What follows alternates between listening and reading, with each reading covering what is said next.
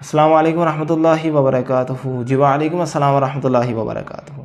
मेरा सवाल ये है कि शोहर बदनज़री से बचने के लिए बीवी को महंगे मेकअप के डिब्बे लाकर देता है और सिर्फ एक छोटी सी फरमाइश करता है कि मेरे लिए हमेशा सज संवर कर रहा करो ताकि मैं किसी और को ना देखूं।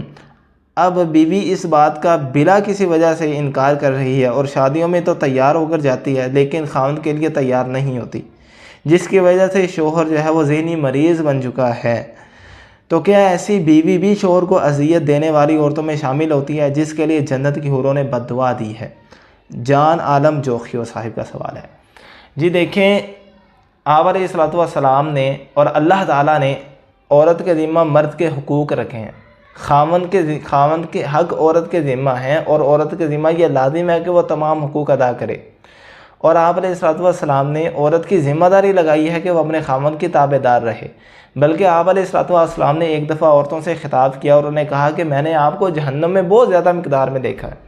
औरतें कहने लगी उसकी क्या वजह है, हम तो नमाज़ें भी पढ़ती हैं, हम तो इबादत भी करती हैं, लेकिन उसके बावजूद हम जहन्नम में ज़्यादा क्यों होंगी?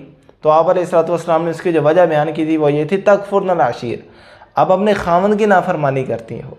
तो ये भी खावंद की नाफरमानी वाली सूरत है कि वो पाक दामद रहने के लिए अपने आप को अल्लाह के दीन पर चलाने के लिए अपनी बीवी से कह रहा है कि तू मेरे लिए तैयार होकर रहे, और वो आगे से बगैर किसी वजह से अपनी ज़िद पे अड़ी हुई है। तो इस सूरत में ये औरत जो है ये अपने खावंद की नाफरमान है। इसके लिए हूरें भी बददुआएं करती हैं और इस पर अल्लाह की नाराज़गी है और अल्लाह के फरिश्ते इस पर लान तान करते हैं।